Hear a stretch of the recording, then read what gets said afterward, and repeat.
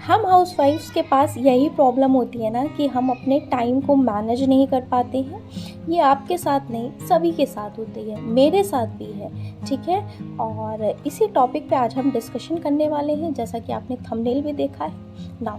अभी मॉर्निंग का 11:48 हो रहा है, ठीक है। मैं अपनी पढ़ाई का फर्स्ट स्लॉट स्टार्ट कर रही हूँ और मेरा चैलेंज तो आपको पता ही है। मैंने संडे से एक वीक के लिए नेक्स्ट संडे तक 4 AM स्टडी चैलेंज लिया है, जिसमें मैं लाइव भी आ जाऊंगी।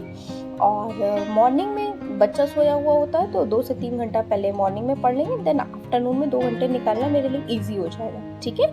मुझे लगता है 5 आवर्स कंसिस्टेंसी से मैं पढ़ूंगी तो अगस्त तक एग्जाम होगा DSSB का, और इस ईयर के एंड तक लाइक सुपर टेट का, तो ईजिली थोड़ी सी चीज़ें टैकल होने में आसान होगा, ठीक है ना। आज का टॉपिक हमारा यही है कि हम टाइम को कैसे मैनेज करें। हम सभी को पता है हमारे पास 24 घंटे हैं। 24 घंटे में अगर हमने 6 घंटे अपनी नींद के हटा दिए, ठीक है, 6 घंटे नींद अभी आप ले सकते हो अगर आपका एग्जाम 3 से 6 महीने में है, और एकदम से आप बहुत ज़्यादा नहीं पढ़ सकते हो। UPSC की तो प्रिपरेशन है नहीं, टीचिंग एग्जाम के प्रिपरेशन के रिगार्डिंग 6 घंटे आपने लाइक आराम कर लिया, नींद ले ली, जैसे भी लो आप, 5 घंटे नाइट को लो, 1 घंटे आफ्टरनून में लो, जैसे भी आप कंफर्टेबल हो, ठीक है।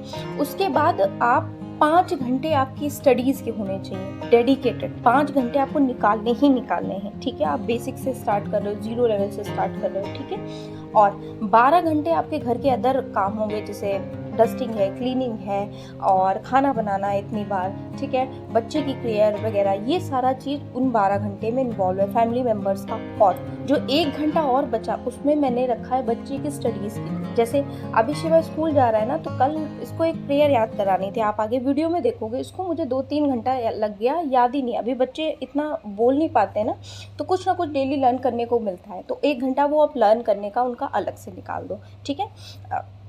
मतलब मैंने ऐसे निकाल लिया, मेरे लिए कंफर्टेबल है, ठीक है। अभी ये देखिए शिवा को मैं लर्न ही करा रही हूँ यही प्रेयर, तो वही जो मैंने अभी डिस्कस किया ना, 1 घंटा आप अलग निकाल दो ना। इस तरीके से आप सोचो तो आपके पास 24 घंटे बहुत बड़ा दिन है। आराम से आप अपनी पढ़ाई के लिए 5 घंटे निकाल सकते हो। कैसे निकालोगे? या मॉर्निंग में आपका बच्चा सोता होगा, डेफिनेटली 4 बजे तो सोते ही होंगे बच्चे, तो 4 से आप 6 पढ़ लो, फिर उसके बाद किचन में इन्वॉल्व हो। फिर आफ्टरनून में डेफिनेटली सोता होगा, 2 घंटे तो सोता होगा, या 1.5 घंटे सोता होगा, या सोती होगी, तो उसमें आधे घंटे का आप नैप ले लो, बाकी 1 घंटे आप पढ़ो। यही टेक्निक मैं अपनाती हूँ। और बच्चे के साथ आप 1 घंटे और निकाल सकते हो। कैसे? उसे कोई एक्टिविटी दे दो, कोई भी चीज़ दे दो। नो डाउट बच्चे नहीं खेलते हैं, बट कोई ना कोई एक्टिविटी दे के आप मैथ्स के क्वेश्चन, PYQ उस टाइम लर्न कर सकते हो। मैं भी कर सकती हूँ। मेरा बच्चा भी बिल्कुल शांत नहीं बैठता है, बहुत ज़्यादा मतलब परेशान करता है, बट मैं जो चीज़ें फेस कर रही हूँ, जो चीज़ें मैं अपनाती हूँ टेक्निक्स, वही टेक्निक्स मैं आपके साथ भी शेयर करती हूँ। मुझे लगता है आप भी मेरे साथ, आप सारी चीज़ों को लेकर के मैनेज कर रहे होगे। मेरे पास भी कोई हाउस हेल्पर नहीं है, मैं भी मॉर्निंग में भी खाना बनाती हूँ शिवा को रेडी करती हूँ। मैं भी शिवा को मॉर्निंग में उठा के सब कुछ प्रॉपर रेडी करती हूँ, फिर उसे खिलाती हूँ, स्कूल छोड़ना, फिर लेके आना, मेरे लिए भी बहुत हेक्टिक शेड्यूल है। फिर आफ्टरनून में भी मैं कुछ उसके लिए प्रिपेयर करती हूँ, इवनिंग में भी कुछ प्रिपेयर करती हूँ, क्योंकि ये मिल्क पीता नहीं, अब मिल्क नहीं पीता है, मतलब 2 से 3 बार बच्चे जनरली पी लेते हैं, बट एक बार ही इसको पिलाने में आफत हो जाती है, तो मुझे खाना भी प्रिपेयर करना होता है इसके लिए, टाइम टू टाइम इसकी ग्रोथ डेवलपमेंट का भी ध्यान रखना है। एंड नाइट को भी प्रॉपर बनता है। हस्बैंड नाइट को ही प्रॉपर, मतलब वैसे तो लंच में खाते हैं, बट गरम गरम नाइट में ही। और उनका शेड्यूल भी ऐसा है कि नाइट को लेट को आना, तो सब क्लीन अप करते हुए मुझे 12 साढ़े 12 बज जाते हैं। मेरी तरह आपकी भी सिचुएशन होगी, बट मैं कर क्यों रही हूँ, अब मुझे ये समझ में आ गया, अब नहीं तो फिर कभी। देखिए, किसी ने मुझसे पूछा था एज या DSSB की, तो DSSB में अभी तो 30 साल है, ठीक है, KVS में भी 30 साल है। अगर ओल्ड रिक्रूटमेंट का देखा जाए तो 32 साल 2 साल का रिलैक्सेशन मिला। अगर देखिए नोटिफिकेशन आ जाएगा, उसी में क्लियर हो पाएगा, ठीक है। अभी जो कर लूँगी वो कर लूँगी, ठीक है। अभी 30+ हो जाएगी एज, तो फिर लाइक KVS DSSS भी इन सब से आउट ही हो जाना है। बाकी स्टेट की अगर कोई वैकेंसी मिली तो मिली, ये वाली बात है। तो आपको जब खुद समझ में आ जाएगा ना कि खुद के लिए क्या करना है, अभी आपका ये क्रूशियल टाइम है, तब आप कर लोगे, आराम से कर लोगे, कोई बड़ी बात नहीं। अगर मैं अपनी स्टडीज़ की बात करूँ तो मुझे मैथ्स थोड़ा सा बर्डन लगता है, ठीक है। तो इस बर्डन को भी मुझे लगता है कोई ऐसा रॉकेट साइंस तो है नहीं भाई, प्रैक्टिस करेंगे तो आ जाएगा। बर्डन इसलिए लगता है क्योंकि मैं प्रैक्टिस नहीं करती हूँ, भूल जाती हूँ। ऐसा नहीं है मैं अकाउंट्स, इंटर अकाउंट्स की टीचर हूँ, स्टैट्स पढ़ाती हूँ, अकाउंट्स पढ़ाती हूँ, ऐसा नहीं है कि बिल्कुल मैथ्स में कैलकुलेशन नहीं आता या कुछ नहीं आता, बट मैं वो फॉर्मूले पढ़ना नहीं चाहती हूँ। मतलब कभी इंटरेस्ट रहा नहीं उसको पढ़ने में। हाँ, अकाउंट्स पढ़ने में रहा है, स्टैट्स पढ़ने में रहा है, इकोनॉमिक्स पढ़ने में रहा है, बैंकिंग, बिजनेस, ये सब पढ़ने में रहा है। वही चीज़ें इंटरेस्ट की बात। तो वो जो फोबिया है ना जिस पर्टिकुलर सब्जेक्ट को, वो आप हटाइए। कैसे हटाओगे वो आप PYQ का एनालिसिस करिए। PYQ का एनालिसिस करना बहुत ज़्यादा इंपॉर्टेंट है। किसी भी एग्ज़ाम की प्रिपरेशन कर रहे हो, छोटे से छोटे या बड़े से बड़े, DSSB हो, KVS हो, सुपर टेट हो, जो भी हो, ठीक है। जब आप सोच लेंगी मन में आपको करना है 1-2 साल में कुछ अपने लिए बेहतर, तो आप कर लोगे ना। अगर आपके फैमिली मेम्बर्स हैं तो आप उनसे अगर क्लेरिफाई करना चाहें, स्पेसिफाई करना चाहें कि बताना चाहें तो बता दें। मुझे लगता है मेरे केस में किसी को बताना मुझे लगता है कि नहीं सही है। मुझे जो करना है खुद ही करना है, किसी को दिखा के नहीं। सुबह उठ के उतने टाइम कोई उठा ही नहीं होता है, तो अपने आप पढ़ ले।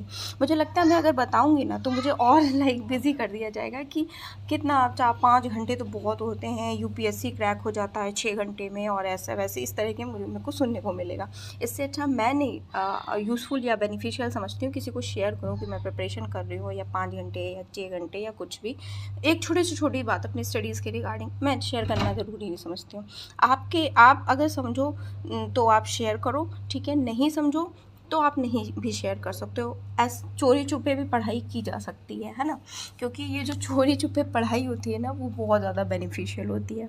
एक दिन मैं पढ़ रही थी तो हस्बैंड के इतनी सुबह क्या कर रहे हो उठ के, मतलब वो शॉक्ड हो जाते हैं कि इतनी सुबह डेडिकेशन से कोई कैसे उठ के पढ़ सकता है। उनको यही बात एटलीस्ट समझ में नहीं आती है, क्योंकि मतलब उनका था अपना गवर्नमेंट जॉब, उनका PSU का था, अपना हो गया, उन्हें लगता ही नहीं। अब वही चीज़ है ना, जिसको एक बार में 2 बार में जिसका एग्जामिनेशन क्रैक हो गया, उसे नहीं पता ये फील, उसे नहीं पता ये दर्द, उसमें उनकी भी गलती नहीं है या किसी और की भी गलती नहीं। मुझे पता है ना कि यहाँ पे टीचिंग एग्ज़ाम की वैकेंसी नहीं आती है, वेट करते रहो 5 साल, फिर इतनी कट ऑफ चली जाती है अपनी, तो नहीं हुआ है 2-3 बार या जो भी चीज़ें हैं। तो मुझे पता है वो फील, मुझे पता है वो दर्द, इसलिए मैं कनेक्ट कर पाती हूँ चीज़ों को, ठीक है। और बाकी मैं जैसी रहती हूँ इस समय वैसे ही दिखाती हूँ। इस समय बहुत ज़्यादा अजीबोगरीब मेरा रुख आपको देखने को मिलता होगा वीडियो में, क्योंकि मैं सोच रही हूँ कि कुछ बेहतर हो जाए, कुछ अच्छा हो जाए, ये वाला DSSB में कुछ अच्छा आउटपुट निकल के आए।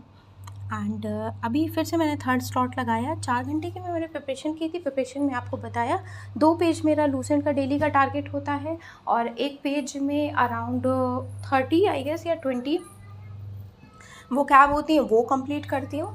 एंड PYQ 7 मार्च 2022 का PYQ एनालिसिस किया है मैंने, ठीक है।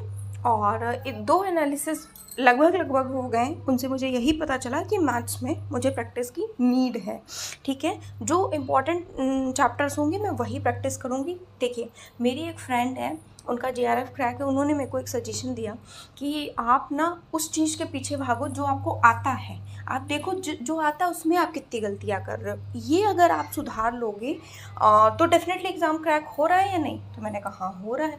तो अब हो रहा है तो जो नहीं आता उस पर बहुत ज़्यादा नहीं, जैसे मैथ्स में जो ईज़िली हो जा रहा है वो आप करिए, या जिस सब्जेक्ट में आपका ईज़िली जो हो रहा है वो करिए। जो आता है वहाँ गड़बड़ी नहीं होनी चाहिए, ठीक है, अगर डेफिनेटली दिल से एग्ज़ाम क्रैक करना चाहते हैं। नाउ अभी नाइट का टाइम हो रहा था, आज हस्बैंड के वही मीटिंग था, तो फिर मैंने और अपने लिए शिवा के लिए प्रिपेयर कर लिया। सो बाय एवरीवन।